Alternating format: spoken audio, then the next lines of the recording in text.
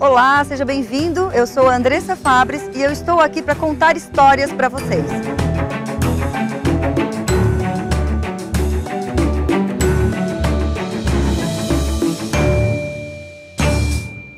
A nossa convidada de hoje é criciumense, recebeu o título de cidadã benemérita de Criciúma e tem tudo a ver com esse local que a gente está. Ela estudou até os 17 anos no Colégio São Bento, aqui na frente da Praça do Congresso, mas depois foi para outros lugares para fazer a carreira profissional dela. Hoje ela trabalha no Rio de Janeiro. Já sabe quem é?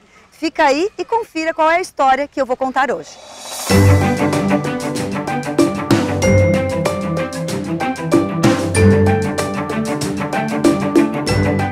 Olá, seja bem-vindo! Hoje eu tenho o prazer de receber aqui no Andressa Fabris Conta a minha amiga Suzana Naspolini, amiga de infância, né, Su? Prazer é meu, Andressa, nós duas, hein? Quem diria? Dando entrevista. Quem diria? E trocando, né, os papéis, porque, assim, normalmente em TV quem entrevista é a Suzana, né? Não sou eu. Que, aliás, da entrevista dá medo. Dá medo, ainda mais pra Andressa, que conhece muita coisa de mim. Eu vou ter que começar me controlando para não chamar de Su o tempo todo, né, Suzana? Enfim, nós somos amigas de infância, de adolescência, nós entramos na faculdade juntas e lá dentro da faculdade cada uma tomou uma direção e a Suzana foi fazer sucesso fora de Santa Catarina, né? Primeiro em Santa Catarina, depois fora de Santa Catarina e hoje está na Globo do Rio de Janeiro, na TV Globo do Rio de Janeiro e nós vamos contar a história da Suzana até quando ela chegou lá. Vamos contar um pouquinho dessa história, Su? Vamos. Eu lembro de quando nós éramos crianças, que a Suzana sempre lia na igreja, fazia leituras. A missa era transmitida na TV, a Suzana estava lá fazendo as leituras na missa. Já vinha daí esse apreço pela televisão, essa vontade de fazer televisão, ou naquela época tu nem pensava nessas coisas? Pode ser que aí tenha, de repente, nascido, assim, plantada a semente da televisão, pode ser. O que eu lembro, assim, eu lembro muito de mim com 10 anos de idade, em casa, na casa dos meus pais, lá no bairro Comerciário, brincando de fazer reportagem dentro de casa. Pegava uma escova de cabelo, fazia que era o microfone, andava pela casa mostrando, inventando assuntos, né, como se estivesse mostrando aquilo acontecendo. E eu entrei na faculdade de jornalismo para ser repórter de TV. Não é que eu comecei a fazer jornalismo e lá dentro... Descobriu porque a gente tem, né? Na faculdade tem tele, tem rádio, tem... jornal impresso, revista... orientação sobre assessoria de imprensa, assim. E eu lembro que eu tinha na minha cabeça assim, eu quero ser repórter de TV, o que eu tenho que fazer para isso? Tem que fazer jornalismo. Então eu fui para a faculdade para ser repórter de televisão. Lá dentro da faculdade, que espaços que tu foi buscando para realizar esse sonho, essa vontade de fazer televisão? E, na verdade, eu estava no segundo ano de faculdade, abriu o SBT em Florianópolis, né, que é o SCC, que transmitia SBT. E chegou lá, eu tinha uma amiga, Maria Paula, essa amiga, chegou pra mim e falou, Su, eles estão fazendo piloto pra repórter. Eu falei, gente, mas estamos no segundo ano de faculdade, né, Paula? Mas vamos lá, vamos tentar. Daí eu lembro como se fosse hoje, assim, me mandaram pra Assembleia Legislativa, no meio daquele monte de deputado, eu, um cinegrafista e um operador. O operador é o que coloca luz, cuida do áudio, microfone e tal, pra fazer uma matéria sobre... a Ideli Salvati estava lá, ela era do CEP, Sindicato da Educação. Isso, Sindicato dos Professores. Era uma confusão lá, querendo aumento, não sei o quê, daí mandaram a gente lá para fazer o piloto. Fiz o piloto e no outro dia chamaram para trabalhar. Eles estavam procurando mão de obra, né, mão de obra barata, porque imagina, estudante, ainda por cima... Né? Aliás, a gente na faculdade, na verdade, a gente trabalha de graça, se deixar, né? A gente quer uma oportunidade para começar, para pegar prática, para fazer... E daí comecei no SBT, na reportagem, no segundo ano de faculdade. O que tu sentiu quando te mandaram para fazer esse piloto, segundo ano de faculdade? Muito medo. Assim, o começo do trabalho foram momentos de verdadeiro pânico, assim. E eu acho que eu aprendi com isso, e que hoje eu falo muito para minha filha, assim, vai. Porque se eu tivesse me rendido ao medo que eu sentia todo dia de manhã quando eu ia acordar, eu não teria ido. Que não era nem medo, era pânico, assim. Meu Deus, porque como era uma TV que estava começando, tudo que a gente fazia ia pro ar. Então eu falava, gente, que pessoa... mico do ano, assim, se eu fizer uma coisa... Isso que eu ia perguntar. O medo era do quê? O medo era do trabalho não ficar bem feito, da vergonha, de não dar conta? De não dar conta de tudo, assim, de me queimar, de repente me queimar na largada. Porque como era uma emissora que também estava começando, com poucos profissionais, não tinha, assim, por exemplo, hoje na Globo, né? Tem o produtor, tem o editor-chefe, tem o chefe que vai para ele a ver, tem o outro que ajuda. Então, assim, eu posso até fazer uma coisa mal feita, mas até isso ir ao ar... Algumas pessoas olham até ir ao ar, então a hora que vai ao ar é porque foi aprovado por aquelas pessoas, né? Não quer dizer que quem assista vai gostar, mas a chance de dar problema é muito menor. No SBT não tinha essa estrutura toda, então a gente fazia e ia pro ar, assim, né? Até porque eles tinham poucos repórteres, eles não podiam se dar o luxo de dizer, não, ficou ruim, não vai. Vai. E tinha medo de não dar conta? Porque muito. Quero que tu conte um pouquinho da rotina, porque quem não trabalha com jornalismo, quem não trabalha num veículo de comunicação, não sabe o quão intenso é o trabalho. A gente mata um leão por dia, né? Porque para ter um jornal, para ter um noticiário todo dia ali no horário certo, exatamente, tem que ter o profissional trabalhando e cumprindo aquele trabalho num tempo certo também. E eles davam pra gente naquela época, como tinham poucos repórteres, eu saía com 3 pautas para fazer. 3, assim, 2 de manhã e 2 da tarde. Em quanto tempo? Imagina, o jornal era meio-dia, porque na TV assim, tu sai, daí tu gravas. Só que daí tu tem que mandar pra TV, liberar esse material pra TV umas 10 horas, porque tem que chegar na TV para ser editado, para entrar no ar. Então, assim, tu tinha 1 hora para fazer... 3 pautas? Para fazer 2. Tu tinha 1h30 para fazer 2 matérias. Mas isso foi importante para te dar, por exemplo, ritmo? Muito, exatamente. Por isso que eu acho que todo aluno de jornalismo, daí isso talvez se aplique para as outras profissões também, eu acho que tem que correr atrás de tentar, na faculdade, abrir espaços, de se oferecer mesmo. Isso que eu falei, faz de graça, sabe? Entra numa assessoria, pede para ajudar, vai numa TV aqui em Criciúma, em Floripa, se oferece. Claro que hoje tem muito programa de estágio, na nossa época acho que nem tinha, né? Não. Hoje em dia tem uma coisa muito mais organizada, de estágio, remunerado, bonitinho. E eu acho que a época de faculdade é para isso. Porque quando daí tu te formas, tu já tem um certo cacife para conseguir uma posição melhor no mercado, se oferecer até para um salário melhor, buscar uma colocação melhor. O que isso contribuiu, esse período de estudante contribuiu para depois tu assumir responsabilidades maiores e aí melhor remunerada e com uma projeção maior também?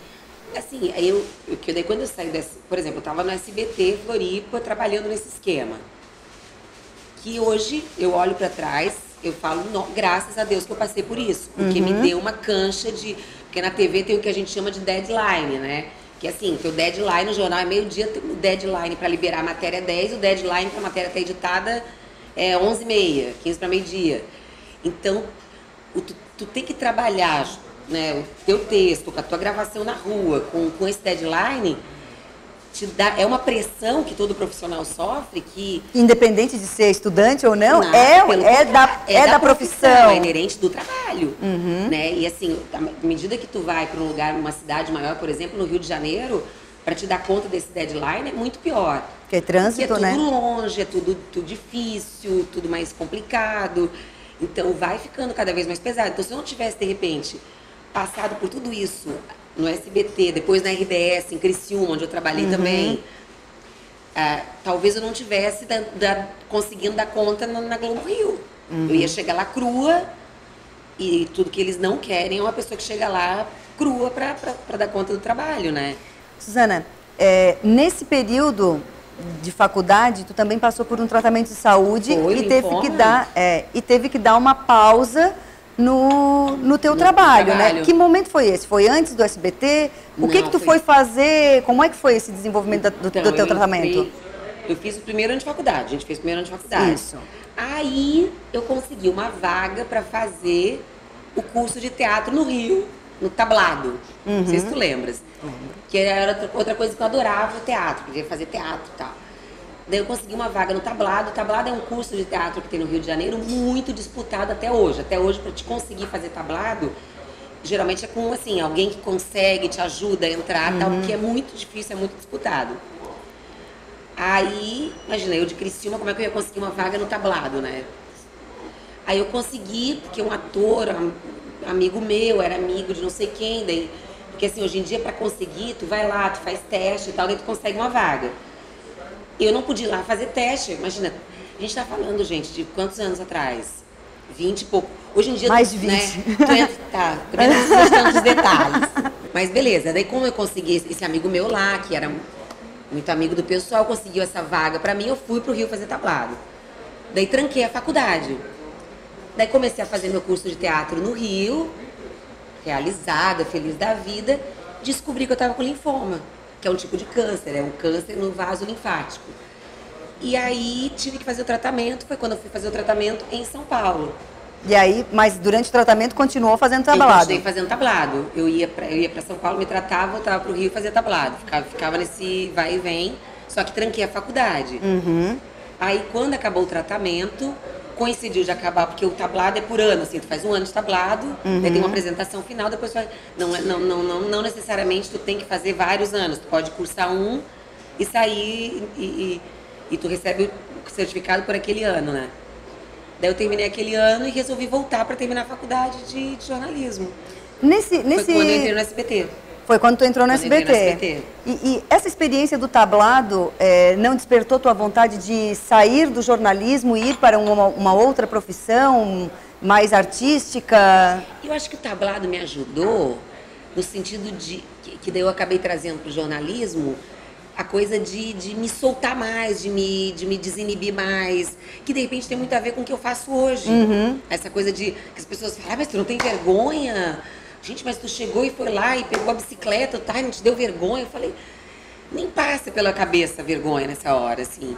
E eu acho que o Tablado, ele me ajudou nisso, de se soltar mais mesmo, sabe? De investir no que tu tá a fim de fazer e fazer.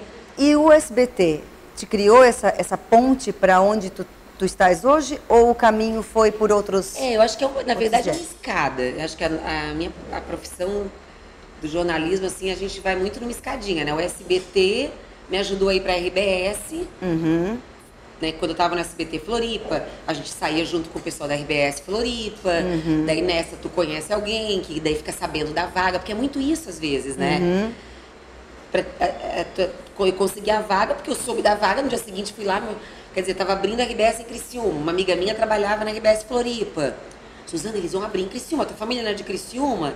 Se oferece para ir. Aí fui lá, bati na porta, era o Roberto Azevedo, eu acho, o chefe na época. Eu sou de Criciúma, tinha vontade de voltar, trabalhar lá, tal, posso... Daí ele conhecia meu trabalho da SBT e me ajudou. E aí, quanto tempo tu ficou aqui em Criciúma? Fiquei em Criciúma 3 anos. Eu fiquei 3 anos na RBS em Criciúma, depois fui para a RBS Joinville, fiquei 2 anos na RBS Joinville, apresentando o jornal lá, e aqui eu fazia o Bom Dia Rio, Bom Dia Santa Catarina, e fazia matérias para o Jornal do Almoço, que era a Egli Vitali que apresentava. Ai, que saudade! Era muito bom, a Babi. Daqui a pouco a Suzana vai contar pra gente como é que ela chegou ao RJTV e fazer essas matérias de comunidade. Um degrau, né? Escadinha, alguns degraus até lá. Escadinha. Vai contar pra gente como que ela chegou no RJTV e a gente vai contar outros aspectos da vida pessoal da Suzana Naspolini.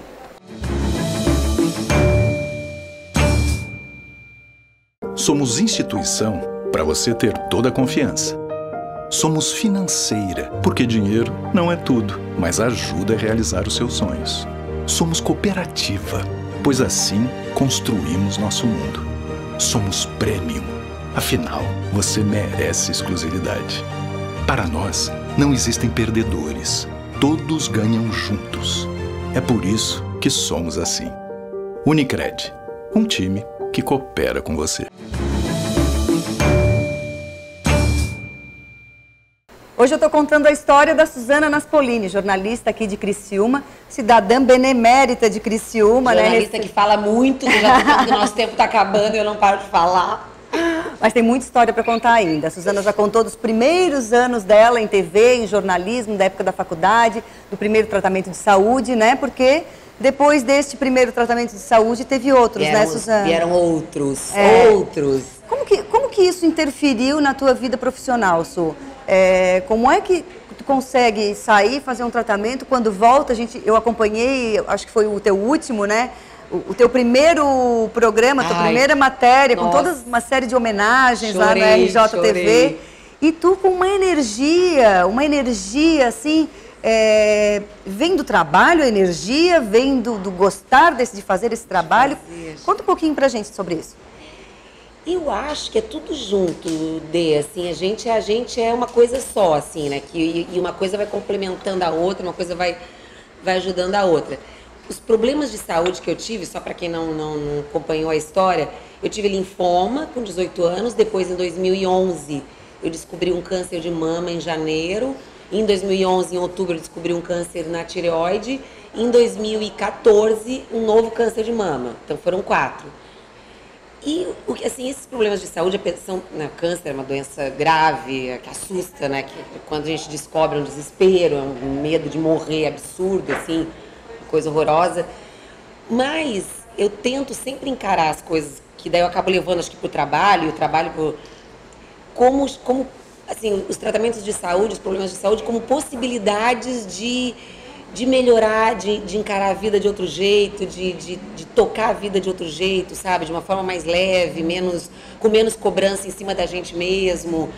E eu acho que eu acabo levando isso para o trabalho, de certa forma, porque a Suzana, que entrou no SBT em pânico para trabalhar, né? Hoje eu sou uma pessoa muito mais light no meu trabalho, assim, comigo mesma. Esse pânico que a Suzana sentiu lá no SBT, estudante de 2º ano, fazendo uma pauta pela primeira vez, esse pânico te acompanhou em outros momentos da tua vida profissional e até mesmo da vida pessoal, né? Porque foram 4 tratamentos de saúde de uma doença grave. Esse pânico veio em que momento de novo? Ele veio quando eu comecei a trabalhar, veio quando eu fui pra Globo Rio, assim, quando eu comecei, nossa, eu me vi lá dentro, falei, gente, eu tô na Globo do Rio, trabalhando, né? Daí tu começa a ver aqueles ídolos passando no corredor, te dando bom dia, tu fala, quase desmaia, né? Passa por alguém que tu vê na TV, que te dá oi, tu fala, meu Deus. Então, assim, muito pânico no começo, quando me vi lá na Globo trabalhando, e pânico diante de um diagnóstico de câncer. Mas aí eu acho que cabe a gente usar esse pânico a favor, né? No caso de um tratamento de saúde, como é que o pânico pode te ajudar? O pânico no primeiro momento é o seguinte: tô com câncer, uma doença que mata, eu posso morrer sim, eu não quero, eu tô apavorada, então eu vou correr atrás de um tratamento. Então no mesmo dia que eu recebo o diagnóstico, eu já ligo para minha médica. O que tem que fazer? É quimioterapia? Então amanhã tô aí, quero começar essa quimioterapia amanhã. Tem que operar, tem que tirar a mama. Eu fiz uma mastectomia da mama direita, tirei a mama toda fora. Mas assim, ela me disse isso hoje, no dia seguinte eu tava operando, sabe? Motivada pelo pânico. E nos últimos momentos, nos últimos tratamentos, né, que foram 4, acho que nos últimos 2 ou no último, tu já tinha uma outra condição que já estava viúva, né? Foi. E tinha a Júlia. Sim. Nesse momento, o pânico te moveu ainda mais? Como muito, foi? Porque imagina, o Maurício morreu em 2014. Foi. E eu descobri o câncer de mama em 2015. 2015. Então, assim, o pânico de deixar minha filha sozinha, imagina, né? Tanto que eu falava, o dia que eu descobri, eu tava na TV, a minha médica ligou, deu um probleminha. Daí falou o que era, né? Nossa, cara, abriu um berreiro lá na redação. E eu só falava isso, eu falava, gente, eu tenho uma filha para criar, eu tenho a Júlia, pelo amor de Deus. De novo, né? Eu falei, como assim? De novo, câncer, 4 vezes, uma pegadinha, eu falava, não pode. Já pediu música no Fantástico? Já pediu música no Fantástico? Já deu, né? Que mais? Mas daí foi isso, assim, daí o pânico de novo, né? da doença, de morrer, e muito mais por ter uma filha que já não tinha pai. Daí, de novo, assim, liguei pra minha médica, né, no meio do choreiro, o que tem que fazer? Ela, vem pra cá, tu vai ter que consultar a marca. Eu falei, eu tô indo. Daí eu tenho uma amigona lá na Globo, ela já foi pro computador, assim, comprou passagem pra mim, ela que ligou, porque eu tava toda desesperada, chorando, liguei pra mãe, liguei pra mãe, pro pai, pra meu irmão, pra minha irmã, também não gritei, não berrei. Agora a gente ri, né? Mas no dia parece que o mundo vai... Daí minha amiga comprou a passagem, marcou a consulta, no dia seguinte eu tava lá e no dia seguinte operando. E na outra semana eu comecei a quimioterapia.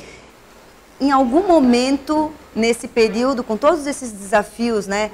Tratamento de saúde, morte do marido, a perspectiva de repente, deixar a Júlia sozinha, em algum momento tu colocou em dúvida isso, assim? Tu questionou, será que tem mesmo um Deus aí que tá me desafiando? De todo o coração, nunca.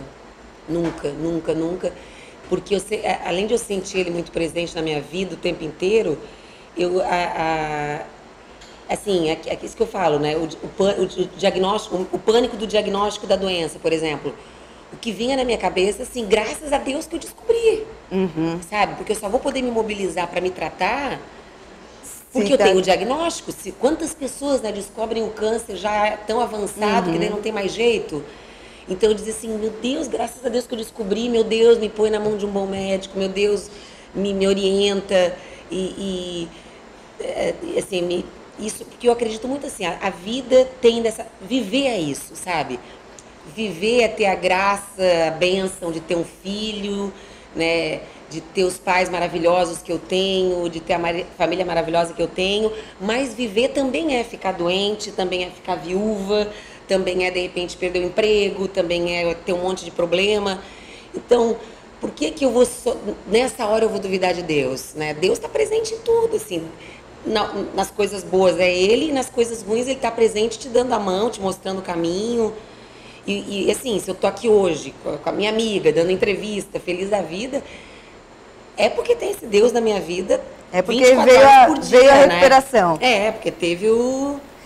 E aí terminou o tratamento e voltou para o RJTV. Como que é esse momento de voltar? A gente nem contou como que tu chegou no RJTV. É muita coisa. Conta um pouquinho, então, como que tu chegou no RJTV e como é que foi essa volta depois do tratamento? Eu comecei, né? Eu casei com o Maurício em 2001. Daí pedi demissão, eu estava trabalhando nessa época, até esqueci de falar. Eu trabalhei no SBT, daí na RBS Criciúma, RBS Joinville. E daí eu fui trabalhar na Globo, na TV Vanguarda de São José dos Campos. Estava trabalhando lá, daí casei em 2001 com o Maurício, pedi demissão de lá e fui morar no Rio de Janeiro com o Maurício, estava desempregada. Daí consegui emprego na Globo News. Fiquei 2 anos na Globo News como temporária. Daí não tinha mais como ficar como temporária, fui para a TV Futura. Então, para ver quantos degraus que tem a escada, né, gente? A gente às vezes acha que nada é fácil nessa vida, nada é fácil. Tem que ralar muito mesmo. E ralamos até hoje, né? Tu aqui ou lá, a gente não... É trabalho. Daí fui para a TV Futura, da TV Futura fui para a Globo Rio, que é a Editoria Rio, que é onde tem o RJTV, que é onde eu tô há 14 anos. E tô lá até hoje fazendo o jornalismo local, que o nosso RJTV, para quem não sabe, é o Jornal do Almoço de vocês aqui em Santa Catarina, que é o nosso lá, que é o RJTV. Mas também não foi direto fazer esse espaço, esse tipo de matéria. Como que é o nome do quadro? É o RJ Móvel. Certo. É o RJ Móvel. Eu entrei lá fazendo matéria geral, tiroteio, morte, acidente, tudo que se possa imaginar numa cidade como o Rio de Janeiro, né? Matérias de todo tipo. E foi criado esse quadro que nem foi comigo que começou a ser feito. Eu fazia de vez em quando cobrindo férias, assim, faltou alguém, tem que botar, eu ia. Só que ele tinha um outro formato, o quadro, era um formato assim de matéria tradicional, né? O texto, entra uma entrevista, daí entra a passagem do repórter, que é aquela passagem do repórter paradinho na frente da TV falando. E daí quando eu comecei a fazer do jeito que eu faço hoje. Que é um jeito bem mais dinâmico, né? E aí, nesse quadro, tu ganhou uma projeção comunitária, né, lá no Rio de Janeiro. A gente percebe pelas redes sociais, a gente acompanha as redes sociais e tem um apelo muito forte, as pessoas gostam muito, principalmente as pessoas da comunidade.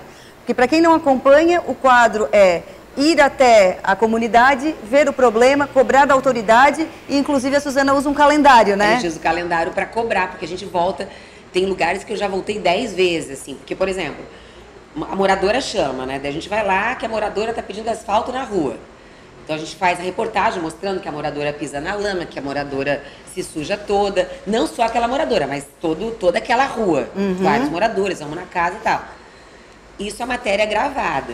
Daí ao meio-dia tem um ao vivo no jornal que a gente entrevista o prefeito para perguntar quando que ele vai fazer aquela obra. Daí ele diz uma data, a gente vai fazer o asfalto em 1 ano. Não, em 3 meses começa a obra. Daí nós temos o calendário que daí eu digo, então tá. Então, daqui a 3 meses, dia 10 de outubro, a gente volta para ver o começo da obra. E daí a gente fica acompanhando aquela obra até ela ficar pronta. E cobrando, né? E aí depois volta lá para ver o que aconteceu. Então a gente vai voltando. E nesse voltar, a gente mostra mentiras das autoridades, né? Aquele cara que disse, vou fazer em 1 mês, chegar lá em 1 mês não tá feito. E essa participação da Suzana também já rendeu bastante humor, né? Sim, sim. Porque, por exemplo, já foi meme de internet. Já foi quadro de humor, tá, né? No ar daquele programa da Globo. Como que tu te sente vendo o teu trabalho numa condição bem humorada? Pra começar, é uma honra enorme, né? Tu vê aqueles craques da comédia lá, que assim, o pessoal do Projac, né? Porque eu não trabalho no Projac. O jornalismo da Globo no Rio é no Jardim Botânico e no Projac são as novelas, que é onde fazem os programas. Então, ver esses craques, assim, né, fazendo uma sátira do meu trabalho e tal, pra mim, imagina, é uma honra enorme. E é legal porque tem a ver com o trabalho que eu faço, que a gente, no quadro diário do jornal, a gente tenta tratar desses problemas fazendo a cobrança de uma forma bem humorada, às vezes. E que o mais legal, que até eu queria que as pessoas soubessem, que muitas vezes não é ideia minha. O morador sugere, sabe? Essa coisa da bicicletinha, por exemplo, a Suzana pedalou a bicicletinha. É que eu transformo aquilo para a matéria da TV. Mas por que usa a bicicletinha? Porque chegou a Dona Maria lá com a bicicletinha. Suzana, olha aqui, a minha filha ganhou essa bicicletinha e não pode andar na rua porque os buracos, não sei o quê. Eu falo, opa, tá aí o meu ao vivo. O ao vivo vai ser na bicicletinha da filha dela que não, sabe? Então as coisas vêm dos moradores, não é que eu em casa penso, amanhã eu vou atrás de uma bicicleta para... Não, tudo tá lá. Tá dentro do contexto da realidade, daquilo que tu tá mostrando. Exatamente, não é uma coisa gratuita, assim, eu quero aparecer em cima da bicicleta. Imagina, tá lá. O dia que eu andei de skate é porque o menino veio me dizer que tem um skate que já levou um tombo na rua porque andou de skate. Daí eu pego o skate e coloco no contexto. E quando tu subiu na árvore? A árvore, aquela árvore maravilhosa.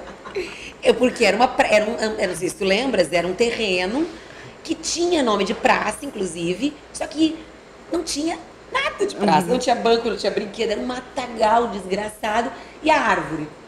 Daí as crianças me disseram assim, que a única coisa era essa praça pra brincar, essa árvore, a gente fica subindo e descendo essa árvore. Daí as mães, eles se penduram aí, vão cair um dia, vão se quebrar, eu quero ver, né? Daí, então, a árvore. Aí a Suzana sobe na árvore.